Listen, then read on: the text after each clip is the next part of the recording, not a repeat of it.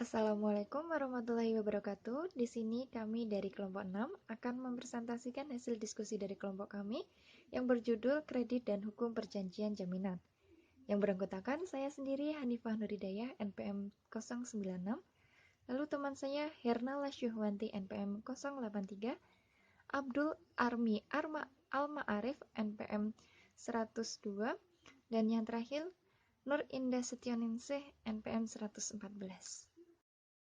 Untuk slide selanjutnya, di sini saya akan menjelaskan pengertian tentang kredit. Secara etimologis, istilah kredit berasal dari bahasa Latin yaitu creder, yang berarti kepercayaan. Istilah creder ini merupakan kata yang biasa dipakai dalam kehidupan sehari-hari. Dalam konteks perbankan, kredit berarti orang yang mendapatkan kepercayaan dari bank. Nah, dengan demikian, kredit adalah nasabah yang mendapatkan kepercayaan dari bank dalam bentuk pinjaman sejumlah uang. Dalam pengertian dalam Undang-Undang Nomor 10 Tahun 1998, Pasal 1, pengertian kredit adalah penyediaan uang atau tagihan yang dapat dipersamakan dengan itu, berdasarkan perjanjian atau kesepakatan pinjam-meminjam antara bank dengan pihak lain yang mewajibkan pihak meminjam untuk melunasi utangnya setelah jangka waktu tertentu dengan pembagian bunga. Selanjutnya, jenis-jenis kredit. Jenis kredit dapat dilihat dari berbagai sudut pandang. Yang pertama, menurut tujuannya. Menurut tujuannya, jenis kredit dapat dibedakan menjadi dua, yaitu yang pertama kredit modal kerja atau KMK, lalu yang kedua kredit investasi atau KI. Lalu yang kedua ada menurut dana yang diberikan. Dapat dibedakan menjadi dua, yaitu yang pertama cash loan atau seperti KMK dan KAI, dan yang kedua adalah non-cash loan atau seperti bank garansi dan letter of credit atau kredit yang berkaitan dengan transaksi. Lalu yang ketiga, menurut jumlah kredit, yaitu dapat dibedakan menjadi yang pertama kredit korporasi, lalu yang kedua kredit retail, dan yang keempat adalah menurut penggunaannya. Dapat dibedakan menjadi yang pertama kredit konsumtif, lalu yang kedua kredit produktif, dan yang ketiga kredit profesi. Lalu selanjutnya, menurut cara penarikannya dapat dibedakan menjadi yang pertama kredit konvensional, lalu yang kedua kredit dengan mengubah kartu kredit. Lalu selanjutnya, menurut jangka waktunya dapat dibedakan menjadi yang pertama kredit jangka pendek, dan yang kedua kredit jangka menengah, dan yang ketiga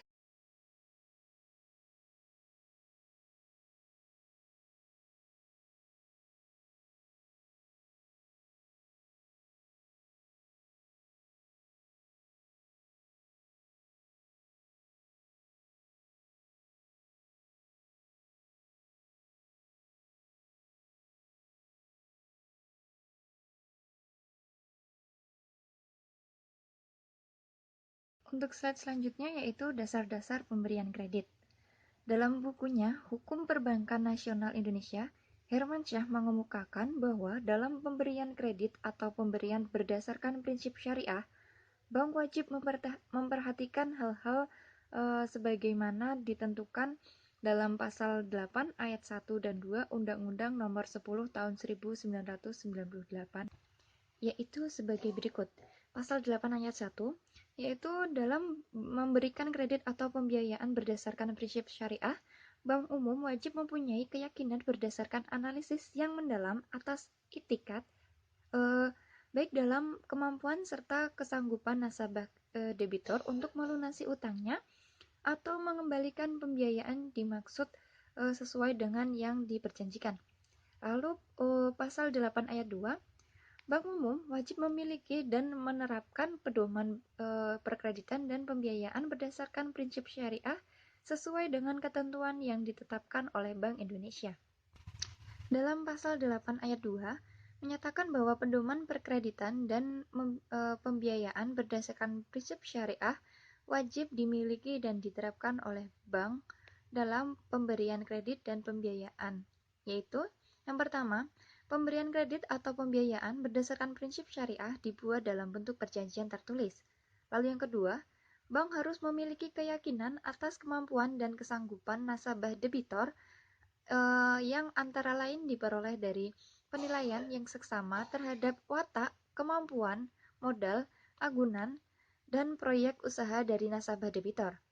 Lalu yang ketiga, kewajiban bank untuk menyusun dan menerapkan prosedur pemberian kredit atau pembiayaan berdasarkan prinsip syariah. Dan yang keempat, kewajiban bank untuk memberikan informasi yang jelas mengenai prosedur dan pensyaratan kredit atau pembiayaan berdasarkan prinsip syariah. Yang kelima, larangan bank untuk memberikan kredit atau pembiayaan berdasarkan prinsip syariah dengan yang berbeda kepada nasabah debitur atau pihak-pihak terafiliasi.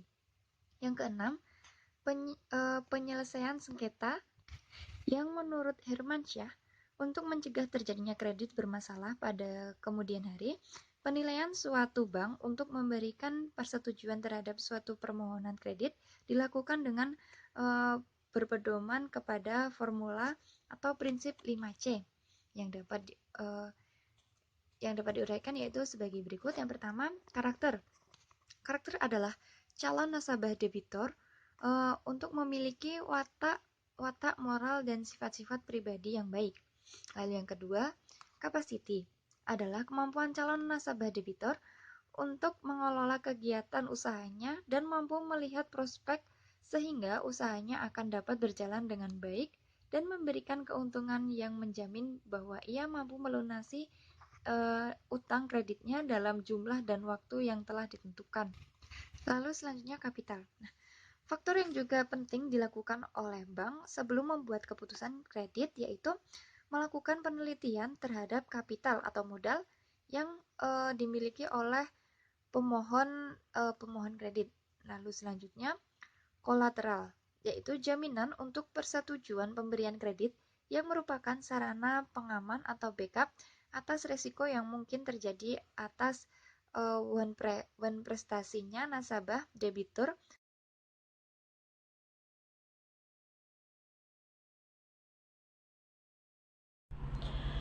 Saya Hernala Syuhanti, NPM 083 akan melanjutkan pembahasan materi. Perjanjian kredit. Nah, sebelum itu, perjanjian adalah suatu peristiwa saat seseorang berjanji kepada orang lain atau saat dua orang tersebut saling berjanji melakukan suatu hal. Nah, dalam hal perjanjian kredit ini, objek atau isi perjanjian adalah perihal pinjam-meminjam uang yang disertai dengan penyerahan hak atas sejumlah kekayaan dari debitur sebagai jaminan pelunasan utang. Selanjutnya, ditinjau dari sifatnya, perjanjian kredit bersifat pokok atau perjanjian dasar atau obligatory. Dalam perkreditan, perjanjian kredit pada umumnya akan melahirkan perjanjian jaminan. Nah, perjanjian jaminan ini merupakan perjanjian yang bersifat tambahan atau pelengkap. Dengan kata lain, ada berakhirnya perjanjian jaminan tergantung pada adanya perjanjian pokok, yaitu perjanjian kredit. Selanjutnya, ditinjau dari bentuknya, perjanjian kredit perbankan pada umumnya menggunakan bentuk perjanjian baku atau standar kontrak. Gatot Supramono menjelaskan bahwa perjanjian baku adalah perjanjian yang bentuk dan isinya telah terlebih dahulu dipersiapkan oleh kreditur, kemudian diberikan kepada debitur. Nah, dalam perjanjian baku ini hanya dalam posisi menerima atau menolak, hampir tanpa ada kemungkinan untuk melakukan negosiasi. Nah, Pardoyo dalam Hermansyah mengemukakan beberapa fungsi perjanjian kredit. Nah, fungsi perjanjian kredit sebagai berikut. Sebagai perjanjian kredit, 2. Sebagai alat bukti mengenai batasan-batasan hak dan kewajiban di antara kreditur dan debitur. 3. Sebagai alat untuk melakukan pemantauan kredit. Nah, untuk selanjutnya yaitu jaminan dan agunan kredit. Yang pertama adalah jaminan kredit. Dilihat dari sudut ketentuan perbankan, pemberian kredit oleh bank memiliki resiko bagi bank. Dalam melaksanakan asas-asas perkreditan yang sehat, sebelum memutuskan untuk memberikan kredit, bank harus memiliki keyakinan atas kemampuan dan kesanggupan nasabah debitur yang antara lain diperoleh dari penilaian yang saksama terhadap watak, kemampuan, modal, agunan, dan proyek usaha dari nasabah debitur. Nah, dijelaskan di sini ada pasal 2 ayat 1 Surat Keputusan Direksi Bank Indonesia nomor 23 garis miring 69 garis miring KEP garis miring DIR tentang jaminan pemberian kredit. Yang dimaksud dengan jaminan atau jaminan pokok adalah suatu keyakinan bank atas kesanggupan debitur untuk melunasi kredit sesuai dengan yang diperjanjikan. Selanjutnya, agunan kredit atau kolateral. Nah, di sini dalam mempertimbangkan permohonan kredit, apabila bank telah memiliki keyakinan bahwa debitur mempunyai kesanggupan untuk mengembalikan pinjaman, artinya telah ada jaminan. Nah, barulah bank meminta jaminan tambahan yang dalam dunia perbankan disebut dengan agunan. Nah, itu berupa kekayaan atau hak kebendaan. Nah, dipaparkan bahwa pada pasal 1/23 Undang-Undang Perbankan yang dimaksud agunan adalah jaminan tambahan yang diserahkan nasabah debitur kepada bank dalam rangka pemberian fasilitas kredit atau pembiayaan berdasarkan prinsip syariah. Nah, selanjutnya ada fungsi jaminan kredit yang mana pada pasal 1131 KUHP Perdata menerangkan fungsi jaminan sebagai upaya pemenuhan kewajiban debitur yang dinilai dengan uang, yaitu dipenuhi dengan melakukan pembayaran. Nah, oleh karena itu, jaminan memberikan hak kepada kreditur untuk mengambil pelunasan dari hasil penjualan kekayaan yang dijaminkan. Selanjutnya, dalam perjanjian kredit, para pihak lazimnya telah menjanjikan dengan tegas apabila debitur tidak dapat membayar kredit yang terutang. Kredit berhak mengambil sebagian atau seluruh hasil penjualan harta yang dijaminkan sebagai pelunasan utang debitur. Jika ada beberapa kreditur, pembagian di antara para kreditur sangat tergantung pada apakah di antara para kreditur terdapat pengikatan jaminan yang dilakukan secara khusus. Apabila di antara kreditur ada yang memberikan kredit dengan jaminan hak tanggungan atau hipotek, gadai, dan fidusia, kreditur tersebut adalah kreditur separatis yang akan menerima pelunasan hak tagihnya secara penuh yang didahulukan dari para kreditur lainnya yang tidak mendapat jaminan khusus atau kreditur konkuren. Nah, untuk pembahasan selanjutnya mengenai prinsip-prinsip jaminan kredit. Ketentuan yang tercantum pada pasal KUHP Perdata memiliki prinsip yang bersifat umum dari hukum jaminan. Yang pertama, kekayaan seseorang merupakan jaminan utang-utangnya. 2. Kekayaan tersebut mencakup pula benda-benda yang akan diperoleh atau dimiliki pada kemudian hari. Yang ketiga, kekayaan tersebut meliputi benda-benda yang bergerak dan tidak bergerak. Yang keempat, kreditur tidak dibebankan mengambil barang jaminan untuk langsung dimiliki dan dianggap sebagai pelunasan utang debitur. Nah, berdasarkan prinsip tersebut dapat dikatakan bahwa pemberi jaminan haruslah orang yang berkuasa penuh atas barang yang dijaminkan, atau dengan kata lain, debitur adalah pemilik barang yang berhak menjual atau menjaminkan barang tersebut.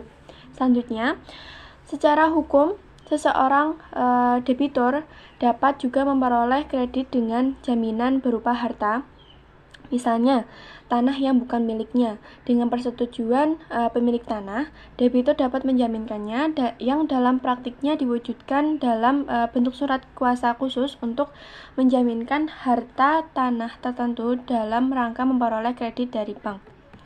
Nah, penjualan barang jaminan tersebut umumnya dilakukan melalui pelelangan umum dengan mekanisme lelang, kecuali untuk barang jaminan benda bergerak atau gadai dapat diperjanjikan melakukan penjualan di bawah tangan. Praktik pemilikan barang jaminan dalam arti mendaku banyak terjadi di kalangan perbankan yang dilakukan dengan berbagai alasan dan menganggapnya sebagai kompensasi. Nah, praktik yang dilakukan atas pertimbangan lebih baik mendapatkan barang jaminan tersebut untuk dapat dimanfaatkan daripada tidak memperoleh apapun. Suharto 2002. Sebagai contoh, sebuah rumah yang dijaminkan langsung ditempati atau dipergunakan oleh bank sebagai kantor atau tempat tinggal pimpinan bank, dan selanjutnya utang dianggap lunas. Meskipun pemikiran ini dapat dianggap masuk akal, ketentuan undang-undang telah melarang cara tersebut. Nah, untuk pembahasan selanjutnya mengenai pengikatan jaminan kredit. Pada dasarnya, dalam hubungan pemberian fasilitas kredit senantiasa terdapat hal jaminan kredit, yaitu kekayaan debitur yang bersangkutan. Oleh karena itu, secara hukum, hampir tidak mungkin terjadi pemberian kredit tanpa jaminan, termasuk praktik perbankan yang memperkenalkan kredit tanpa jaminan. Pemberian kredit ini secara hukum harus diartikan sebagai kredit yang tidak dijamin dengan harta debitur yang ditunjuk secara khusus, dengan kata lain, yang tidak dijamin dengan harta tidak bergerak dalam bentuk hak tanggungan atau hipotek. Suharto 2002. Selanjutnya mengenai macam-macam jaminan kredit. Nah, aspek hukum jaminan dalam Undang-Undang Perbankan diawali dengan ketentuan yang mewajibkan bank dalam memberikan kredit mempunyai keyakinan atas kemampuan dan kesanggupan debitur dalam melunasi kredit yang telah diberikan. Sebagaimana telah dikemukakan sebelumnya, bahwa keyakinan tersebut diperoleh setelah melakukan penilaian yang seksama terhadap calon debitur sebelum kredit diberikan, terhadap berbagai unsur termasuk agunan. Lebih lanjutnya, ketentuan perbankan pun ternyata memberikan gambaran yang sama, yaitu dalam setiap pemberian kredit oleh bank tanpa jaminan secara hukum merupakan hal yang hampir tidak ada. Selanjutnya mengenai jaminan kebendaan. Jaminan kebendaan merupakan suatu tindakan penjaminan yang dilakukan oleh kreditur atau bank terhadap suatu penjaminan yang dilakukan oleh debitur terhadap krediturnya. Nah, jaminan kebendaan yang dapat dilakukan oleh debitur atau juga dapat dilakukan antara kreditur dengan pihak ketiga yang menjamin dipenuhinya kewajiban-kewajiban dari debitur. Nah, jaminan kebendaan ini terdiri atas 1. Gadai, 2.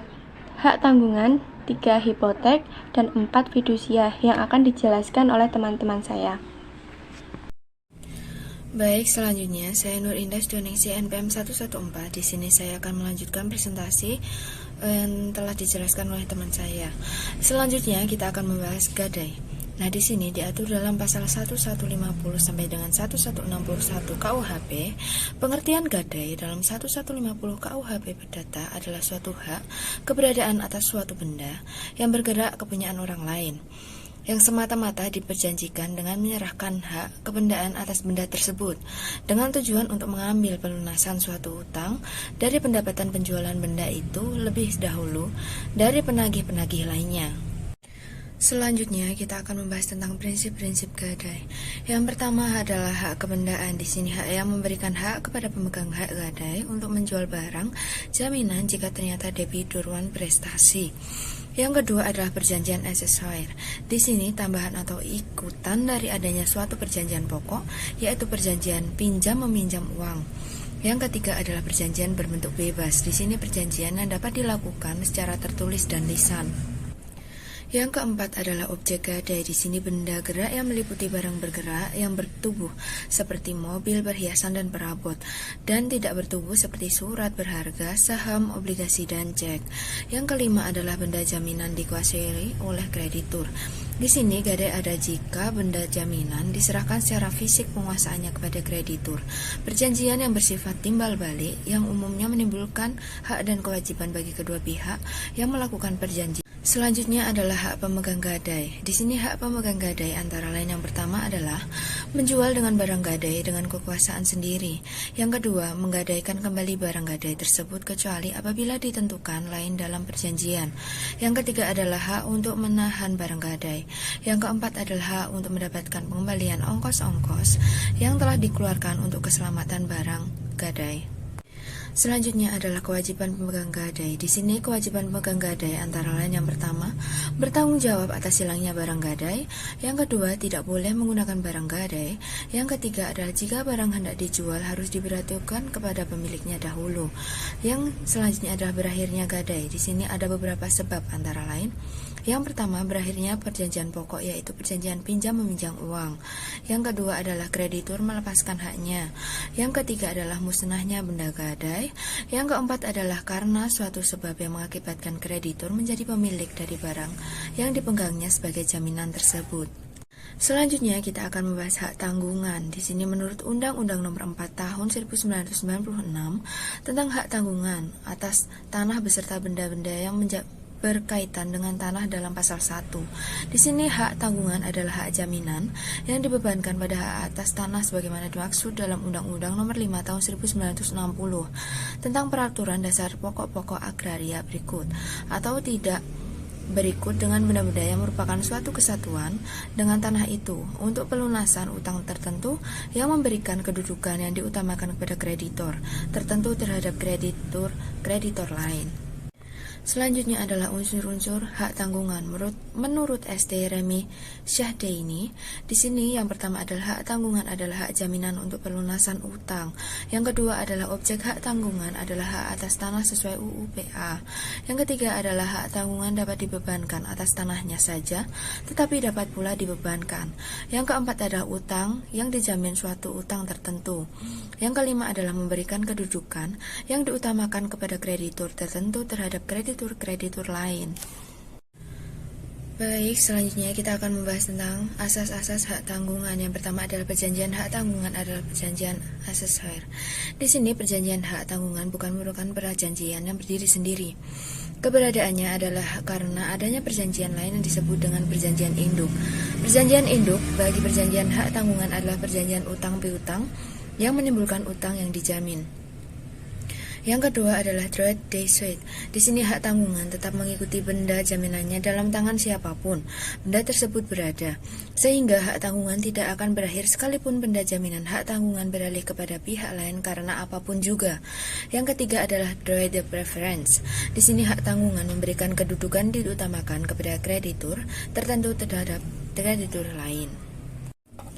Yang keempat adalah hak tanggungan tidak dapat dibagi-bagi. Di sini hak tanggungan membebani secara utuh objek hak tanggungan dan setiap bagian daripadanya telah dilunasi sebagian dari utang yang dijamin jika berarti terbebasnya sebagian objek hak tanggungan dari beban hak tanggungannya. Sebaliknya, jika hak tanggungan tetap membebani seluruh benda jaminan untuk sisa utang yang belum dilunasi. Yang kelima adalah objek hak tanggungan atau benda jaminan tidak boleh dijanjikan untuk dimiliki sendiri oleh kreditur. Di sini janji yang memberikan kewenangan kepada pemegang hak tanggungan untuk memiliki benda jaminan apabila debitur cedera janji atau wan prestasi. Di sini wan prestasi adalah batal demi hukum. Yang keenam adalah asas spesialitas dan publisitas. Di sini asas spesialitas dimaksudkan untuk tanah yang dijadikan benda jaminan harus diadakan penunjukan secara khusus meliputi lokasi, ukuran, dan batasan-batasannya. Hak tanggungan juga berlaku asas publisitas atau asas keterbukaan. Dan yang terakhir adalah pelaksanaan eksekusi hak tanggungan mudah dan pasti. Selanjutnya adalah bentuk perjanjian. Di sini perjanjian utang piutang sebagai perjanjian pokok yang melahirkan janji untuk menyerahkan benda jaminan sebagai pelunasan utang. Dapat dibuat secara bebas, yaitu dapat dibuat dengan akta autentik maupun dengan akta di bawah tangan tergantung pada ketentuan hukum yang mengatur materi perjanjian tersebut. Selanjutnya adalah objek hak tanggungan. Dalam pasal 4 Undang-Undang Hak Tanggungan disebutkan bahwa hak atas tanah yang dapat dibebani hak tanggungan adalah hak milik, hak guna usaha, hak guna bangunan, hak pakai atas tanah negara yang wajib didaftarkan dan menurut sifatnya dapat dipindah tangankan. Dan terakhir adalah hak pakai atas hak milik. Selanjutnya adalah subjek hak tanggungan. Di sini subjek hak tanggungan adalah para pihak yang mempunyai kewenangan secara hukum untuk bertindak sebagai pemberi atau penerima hak tanggungan. Dan pemberi hak tanggungan adalah orang atau badan hukum yang mempunyai kewenangan untuk melakukan perbuatan hukum terhadap objek hak tanggungan yang bersangkutan. Selanjutnya yaitu penerimaan dan pemegang hak tanggungan. Pemegang hak tanggungan adalah orang atau badan hukum yang berkedudukan sebagai pihak yang berpiutang. Selanjutnya kita akan membahas tentang hapusnya hak tanggungan. Di sini menurut pasal 18 ayat 1 Undang-Undang Hak Tanggungan menetapkan beberapa sebab hapusnya hak tanggungan. Yang pertama adalah hapusnya utang yang dijamin dengan hak tanggungan. Kedua adalah dilepaskannya hak tanggungan oleh pemegang hak tanggungan. Yang ketiga adalah pembersihan hak tanggungan berdasarkan penetapan peringkat oleh Ketua Pengadilan Negeri. Yang terakhir adalah hapusnya hak atas tanah yang dibebani hak tanggungan. Selanjutnya kita akan membahas tentang hipotek. Menurut Kitab Undang-Undang Hukum Perdata yaitu pada pasal 1162, yang isinya hipotek adalah hak kebendaan atas benda tak bergerak sebagai pelunasan atau suatu perikatan. Hipotek tidak dapat lagi digunakan dalam pembebanan hak atas tanah dan benda-benda yang berkaitan dengan tanah. Selanjutnya kita akan membahas tentang hipotek kapal laut. Di sini berdasarkan pasal 314 Kitab Undang-Undang Hukum Dagang dinyatakan bahwa kapal-kapal Indonesia yang berukuran minimal 20 meter kubik isi kotor dapat dibukukan di dalam register kapal menurut ketentuan-ketentuan yang akan ditetapkan dalam undang-undang tersendiri. Undang-undang yang dimaksud dalam ketentuan tersebut adalah Undang-Undang Nomor 17 Tahun 2008 tentang Pelayaran. Pasal 60 Undang-Undang tersebut menegaskan bahwa kapal yang telah didaftarkan dalam daftar kapal Indonesia dapat dijadikan jaminan utang dengan pembebanan hipotek atas kapal. Pembebanan hipotek atas kapal dilakukan dengan pembuatan akta hipotek oleh penjabat pendaftar dan pencatat balik nama kapal di tempat kapal didaftarkan dan dicatat dalam daftar induk pendaftaran kapal. Selanjutnya yaitu kapal yang dapat dibebankan hipotek adalah kapal yang telah terdaftar di Indonesia. Di sini persyaratan pendaftaran kapal tersebut yang pertama adalah kapal dengan ukuran tonas kotor sekurang-kurangnya 7 GT atau 7 gross tonnage atau 20 meter kubik. Yang kedua adalah kapal milik warga negara Indonesia atau badan hukum yang didirikan berdasarkan hukum Indonesia dan berkedudukan di Indonesia. Dan yang terakhir adalah kapal milik badan hukum Indonesia yang merupakan usaha patungan yang mayoritas sahamnya dimiliki oleh warga negara Indonesia. Baik, terima kasih atas kesempatan yang diberikan. Saya akan melanjutkan hasil presentasi kelompok kami, yaitu tentang fiduasi. Yang pertama, dasar hukum. Jaminan fiduasi telah digunakan di Indonesia sebagai suatu lembaga jaminan utang yang bernama Fiducia Ergendum Overdraft atau VEO berdasarkan jurisprudensi pada tanggal 18 Agustus 1932. Berdasarkan jurisprudensi tersebut, maka perkembangan fiduasi menjadi sedemikian pesat untuk mendukung perkembangan ekonomi melalui pemberian kredit lembaga perbankan dengan jaminan fidusia atau VEO. Bentuk jaminan ini digunakan secara luas dalam transaksi pinjaman uang karena proses pembebanannya dianggap sederhana, mudah dan cepat, tetapi tidak menjamin adanya kepastian hukum. Mengingat landasan hukum lembaga jaminan VEO berupa jurisprudensi, sehingga secara praktik perbankan masih ditemukan kendala-kendala. Untuk mengatasi berbagai kendala yang merupakan kelemahan jurisprudensi tentang VEO dan sekaligus mengakomodasi perkembangan praktik perbankan, lembaga jaminan ini diatur melalui suatu undang-undang, yaitu Undang-Undang Nomor 42 Tahun 1999 tentang jaminan fidusia.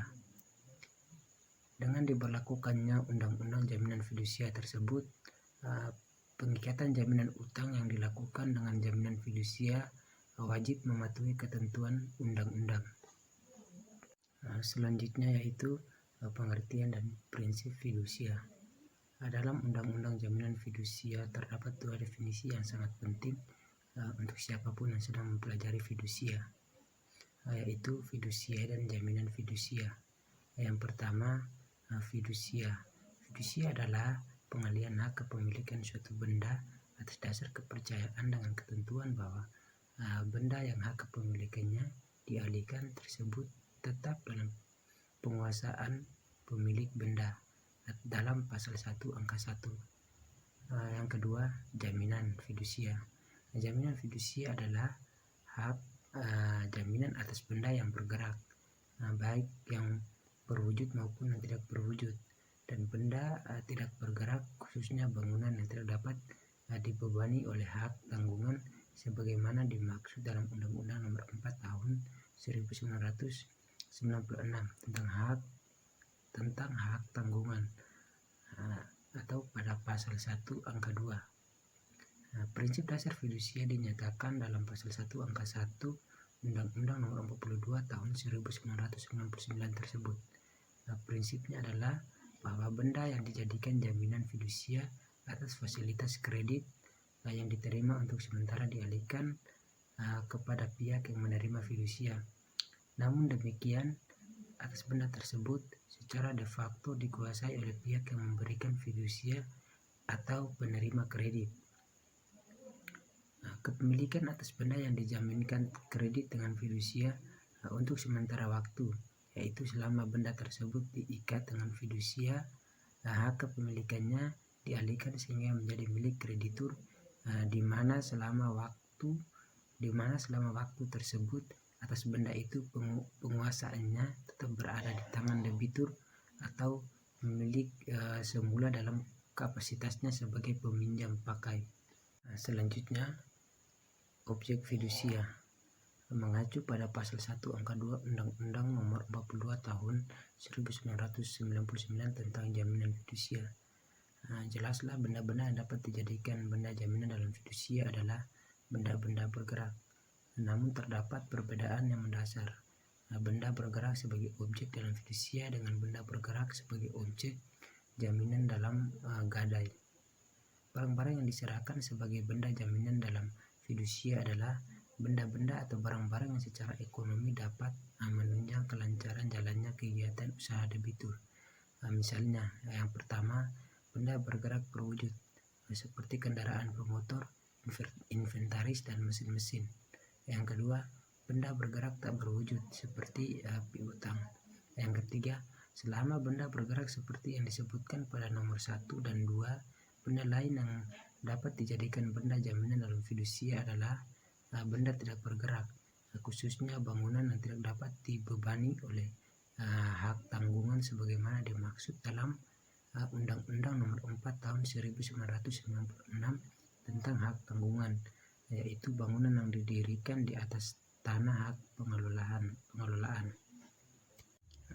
Selanjutnya, hapusnya fidusia. Seperti halnya dengan perjanjian jaminan lainnya, fidusia juga merupakan perjanjian yang bersifat aksesorir. Dengan kata lain, fidusia dapat berakhir atau hapus karena berakhirnya perikatan pokok, yaitu perjanjian kredit atau perjanjian pinjam-meminjam uang.